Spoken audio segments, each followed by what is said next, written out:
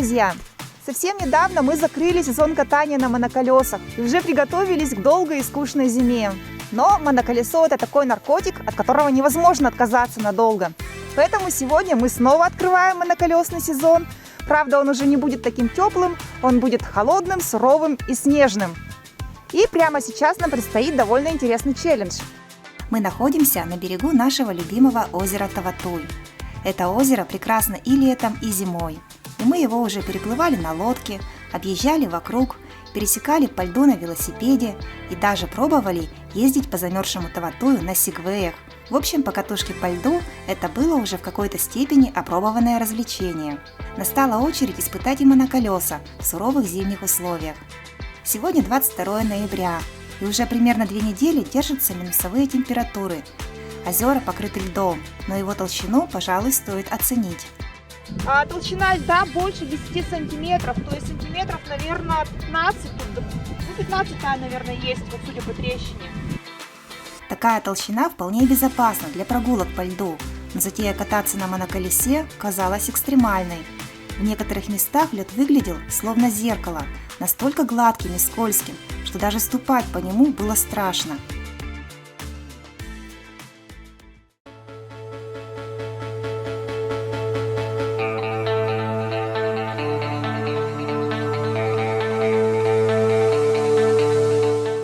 В общем, после нескольких неуверенных попыток стартовать, мы решили пока отложить эту затею и для разминки прокатиться по заснеженному лесу к одному очень красивому месту.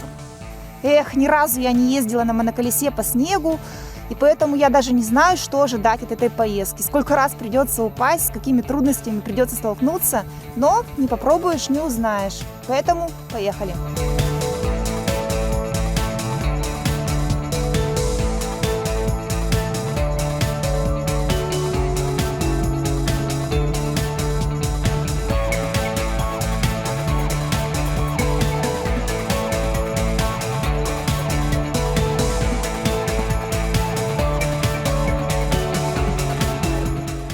Ехать на моноколесе по неглубокому утрамбованному снегу оказалось не так уж и трудно. Уж точно не труднее, чем по грязи. Но страх все равно постоянно присутствовал, и он придавал какую-то неуверенность, неловкость. Любые, даже незначительные заносы меня сразу пугали и заставляли спрыгивать, хотя их, конечно же, можно было и отработать. Что ж, для того, чтобы ездить по снегу на моноколесе уверенно, необходим специфический опыт. А еще обнаружилась такая неприятность. На педали колеса постоянно налипал снег, делая их скользкими. Приходилось останавливаться и чистить их.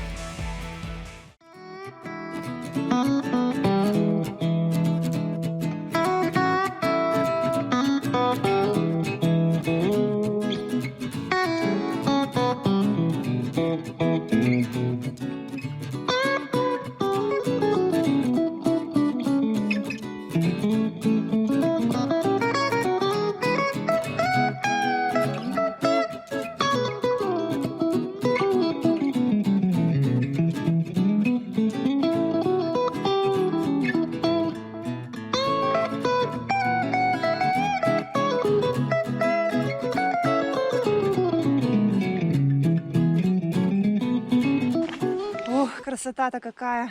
Вот так выглядят уральские пляжи зимой. На застывшей поверхности озера можно увидеть удивительный узор, похожий на пчелиные соты. Температура воздуха на нашем курорте почти минус 3 градуса. Это самая комфортная температура для катания. Я даже не замерзла, мне жарко.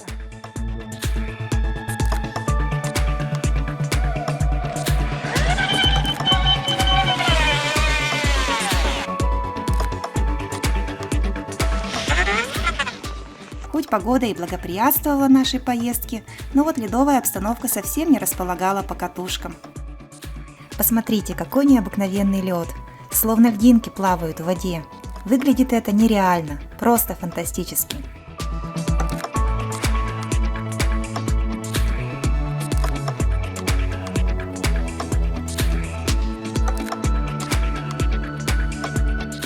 Такой лед на Таватуе нам довелось увидеть впервые. Это, конечно же, красиво, но совершенно непригодно для езды на моноколесе.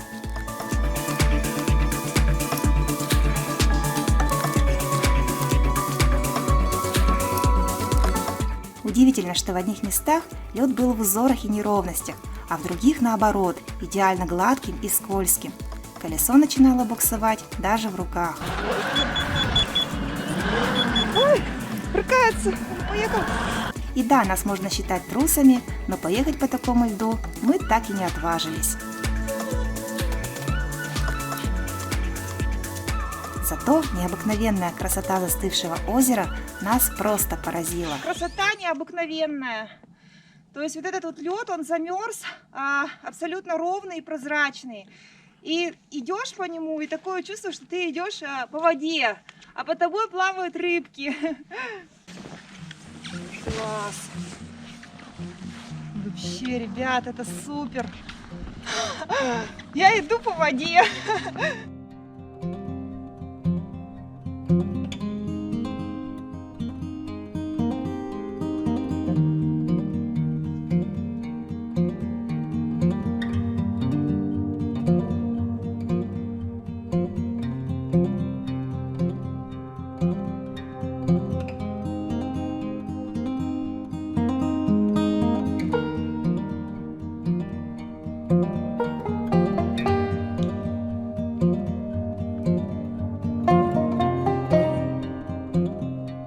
Удивительные ледовые творения просто поражали воображение. Вот эти сосульки на островах, они словно кружева. Или они больше похожи на челюсти акулы? А вот картина узора с высоты. Обратите внимание, что на льду видна дорога. Откуда она взялась?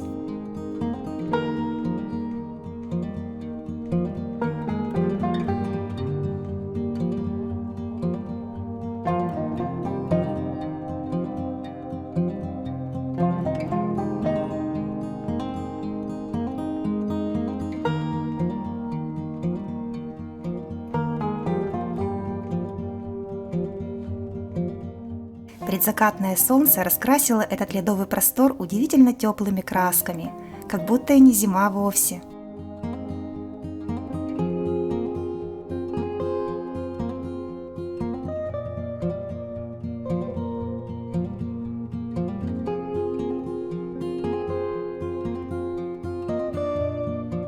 Единственное, что немного пугало, это трещины.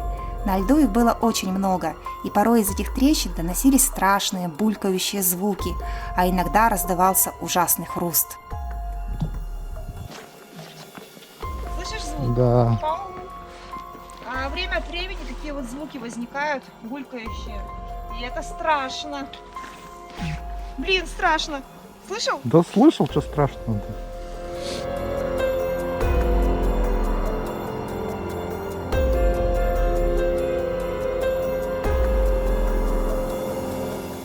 Зимой на Урале темнеет рано, а потому пора поворачивать назад. Итак, друзья, наша поездка подходит к концу. Она была сегодня пробной, небольшой. Мы проехали немного, всего километров, наверное, 5. Вот. При этом никто не упал, все было хорошо и благополучно. Вот мои первые впечатления от езды по снегу такие, что, в общем-то, ехать очень страшно. Но это скорее такой психологический страх, то есть он ни на чем особо не основан, потому что, в общем-то, в целом снег держит более-менее нормально. Да, меня немного удивило, что по зимним укатанным дорогам колесо едет даже лучше, чем в теплый сезон по грязной грунтовке. Утрамбованный снег уж точно лучше, чем грязь. Рыхлый снег держит гораздо хуже, он как песок, колесо в него зарывается и буксует. Но в целом, конечно, зимой кататься можно. Какие можно сделать выводы? Ну, во-первых, конечно же, на холоде аккумулятор садится быстрее. И это надо учитывать, планируя продолжительность поездки, потому что дальность пробега моноколеса зимой будет, возможно, существенно меньше, чем в теплый сезон. Нужно утепление для колеса, то есть не только для того, чтобы увеличить дальность пробега, а для того, чтобы поберечь аккумулятор. Нельзя допускать, чтобы температура аккумулятора опускалась ниже 0 градусов. потому что при езде с горки и торможении за счет рекуперации батарея подзаряжается, а при температуре ниже нуля такой тип батареи подзаряжать не рекомендуется. Нужны шипы на педали обязательно, потому что я вот сегодня почувствовала, что ноги становятся очень скользкими из-за того, что на подошвы налипает снег и лед, и на педали тоже налипает. Вот, и это все делает колесо менее управляемым, то есть ноги с него скользят, и шипы очень нужны. Нужна хорошая одежда для ездока, потому что зимой холодно. Ну и, конечно же, безопасность езды на первом месте, потому что зимой очень скользко.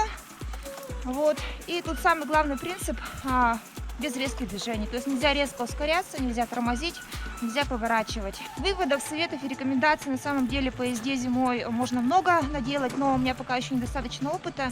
Думаю, что в конце этого сезона, когда я приобрету опыт, я, наверное, сделаю такой вот общий ролик, где обо всем расскажу.